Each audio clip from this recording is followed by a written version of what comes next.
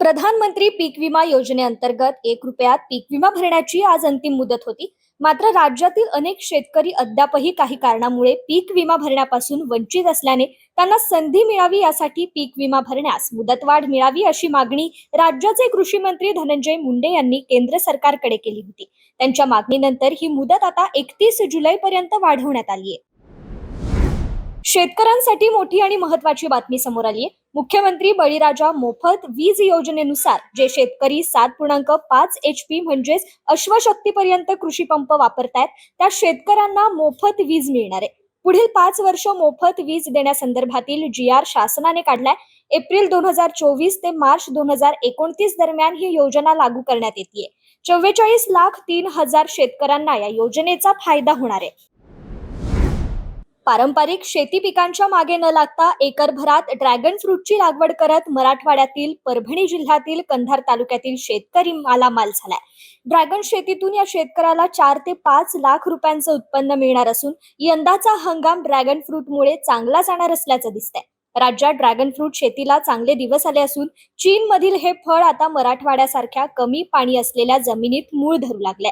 इथल्या शेतकऱ्यांनी या फळाला आता स्वीकारलं असून जिल्ह्यातील अनेकांनी पारंपरिक पिकासोबत एखाद्या एकरात ड्रॅगन फ्रूट लागवड सुरू केलेली दिसतीये.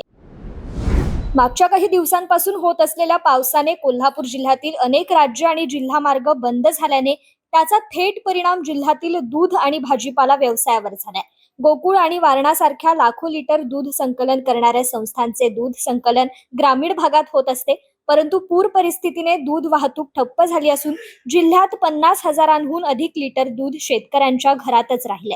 सतत होत असलेल्या पावसाने भाजीपाल्याची पुन्हा आवक घटल्याने दरात वाढ झालीय.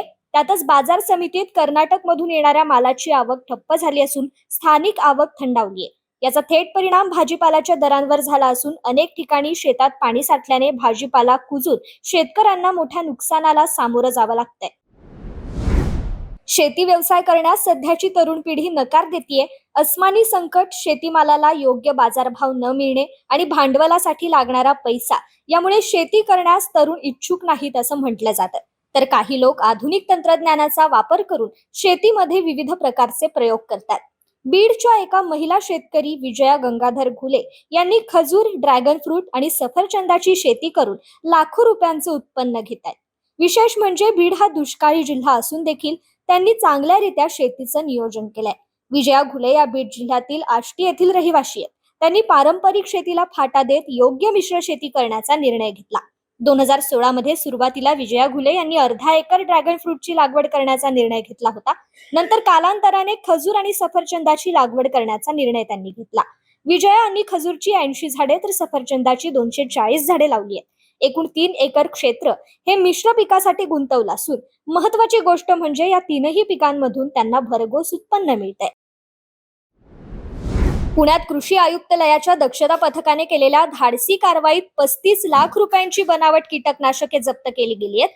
कृषी आयुक्त पदाची सूत्रे रवींद्र बिनवडे यांच्या हाती घेताच दक्षता पथकाला कार्यान्वित केल्यामुळे ही कारवाई झाल्याचं सांगण्यात येत आहे. कीटकनाशकाचा साठा पुण्याच्या लोणी काळभोर भागात महादेव फार्मर्स प्रोड्युसर कंपनीच्या गोदामात लपवण्यात आला होता. दक्षता पथकाचे अधीक्षक गोविंद मोरे, उपसंचालक किरण जाधव, तंत्र अधिकारी नरेंद्र बारापत्रे व सत्यवान नहे यांच्या पथकाने सापळा रचून हा साठा जप्त केला. आंबा बागांमध्ये मोहर आणण्यासाठी राज्यातील शेतकरी मोठ्या प्रमाणात पॅक्लोब्युट्राझोल नावाचं वाढ वृद्धिरोधक वापरतात. याच संधीचा फायदा घेण्यासाठी बनावट कीटकनाशके वापरणाऱ्या टोळीकडून कमी किमतीची रसायने आणली जात होती. पुणे जिल्ह्यातील दौंड तालुक्यामधील मिरवडी गावातील शेतकऱ्यांनी ऊस पिकाऐवजी भाजीपाला पिकांकडे आपला मोर्चा वळवलाय. वर्षातून 3 ते 4 वेळा फ्लॉवरचं पीक घेणारं गाव म्हणून मिरवाडी गावची ओळख समोर येते. या पिकातून मोठी आर्थिक उलाढाल होत असून यामुळे गाव विकासाच्या वाटेवर निघालंय. 7-8 वर्षांपूर्वी 80% शेतकऱ्यांची ऊस शेती होती, परंतु वर्षातून एकदाच आणि तेही अनेक वेळा विभागून येणाऱ्या पैशांपेक्षा नियमित उत्पन्नाच्या उद्देशाने शेतकऱ्यांनी भाजीपाला पिकाचा पर्याय निवडलाय.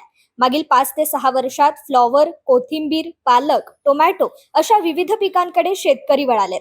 नवीन पिकांमुळे येणाऱ्या अडचणींचा सामना करत गावात फ्लॉवर पिकाचं क्षेत्र वाढत गेलं.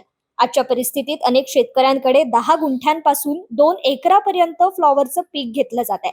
त्यातून सुमारे 100 ते 150 एकर फ्लॉवर लागवड असते. इतर भाजीपाला पिकांखाली 100 ते 150 एकरांवर लागवड केली जाते.